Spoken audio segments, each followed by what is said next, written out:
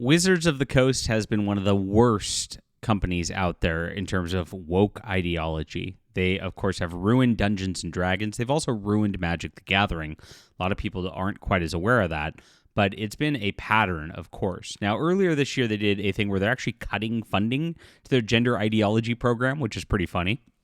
But they're feeling the pinch over there at Hasbro. If you don't know, things have not gone very well for the company over the last year with all these products failing, with people tuning out of these sorts of things. And they've had some success with Magic because they've been doing these crossover sets like Final Fantasy. They're doing a Spider-Man one. They're even doing a Star Trek one, which I'm very tempted. But I'm not going to do it because I'm not going to give these people money. But they got savaged yesterday because they're doubling down on woke ideology again in the midst of all this. It's like they never learn. And we're going to go over exactly what happened in just a moment. So please hit the like and subscribe button. Join us here as we talk about the real fantasy news, my friends. I was a Magic the Gathering player from way back, and I actually started my writing journey working on a game that spun out from some Magic Pro players called Star Realms. And I wrote my first book on that. And I'm actually coming out with a new science fiction trilogy very, very soon. I want you guys to stay in touch with me so I don't lose you. So I've got a newsletter. You get 3 free books, a sci-fi book, a fantasy book, and a full graphic novel just for signing up. And then that way I can keep you alerted as to when my new Valiant Frontiers trilogy launches.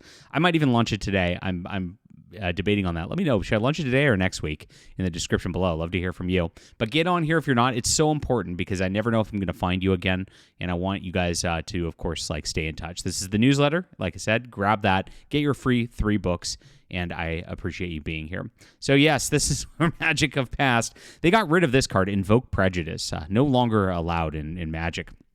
And of course, they added some crazy stuff like this trans non-binary representation. Alicia, who smiles at death, is specifically a card, adding a marquee transgender character to the game when the company decided to push mental illness on the game.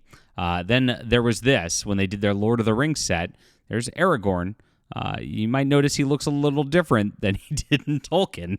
Wonder why, as we have this right here. Absolutely crazy that they went and did this. But this is the sort of nonsense that they've been doing, not just here, but in Wizards of the Coast all the way across the board. It's happening in Dungeons and Dragons with their Mexican orcs and even more.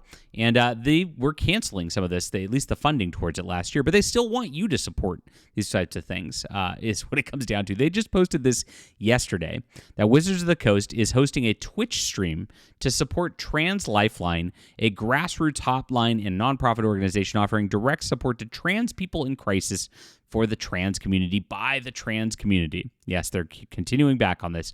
Tune in October 4th to play games with us in support of fantastic cause on Twitch on Magic the Gathering's official channel.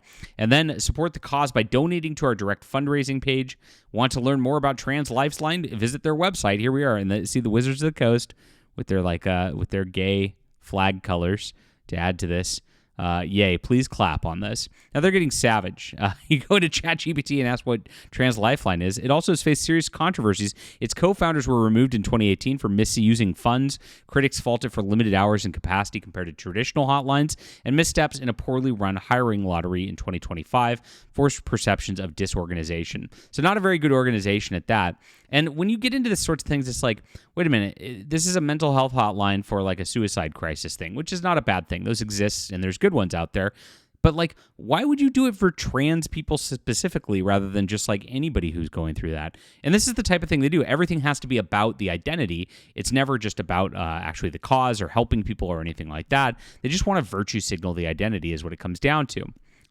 Also this, no thanks. How about supporting your Christian Magic players who are needing encouragement after our churches have come under massive violence? My deck is equal to anyone else's deck. My cards matter just as much, you'd think, but of course never, right?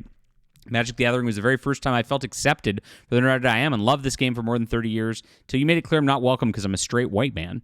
I will weep for the loss and see that your unjust handling of Magic the Gathering. You guys would make more money if you just made a card game about magic duels. Yes, right? They can't help themselves, though. Why would you do something like this? Why can't you stay neutral? What I have will no longer purchase new products from you. So they're getting savage. People have had enough of this. They don't want to be lectured to.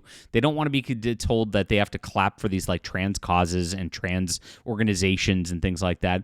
If Magic and Wizards of the Coast have learned nothing over the last year, it's that this is done. This is the type of thing that actually destroys brands, that hurts all credibility because it's just painful. It's annoying, and it's just in your face all the time. So when you stick this on your Twitch program, if you put this on your official Magic channel, you're going to get a bunch of pushback from this, and this is what they got. So let's review some of the quote tweets at this point. I thought they were releasing a transgender secret lair for a second, but good on them for doing this. And I hear they are going through with something like that at some point. I thought this was a trans lifeline UB set, was very confused. Happy to see Wizards doing this. Trans people are getting on the quote tweets here while the comments are getting flooded pretty badly. Pretty interesting on this. Awesome thing for they to do. So they do have a bunch. You notice there are a lot of unverified accounts doing so, which is pretty interesting right here. One of the main reasons that Magic the Gathering has lost a lot of its older player base by continuing political-driven outright BS like this. Besides the Universes Beyond announcements, this has not set me over the edge. I'm done with Magic now.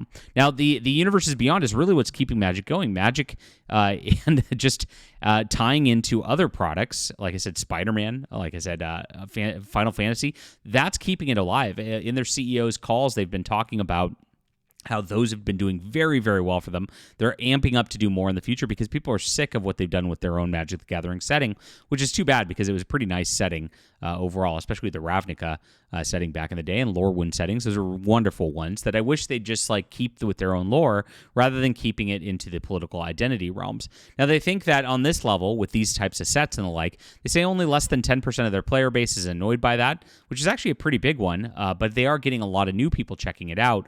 And this has been something that's been done for years, these types of things with these brand crossovers. And Magic and Wizards of the Coast actually have done things with Dungeons and Dragons with a game called Dice Masters, and Dice Masters actually had Dungeons and Dragons sets, which is a very similar game to Magic. So it's kind of interesting that they're finally getting on board with this type of thing and actually trying to rake in the profits that way.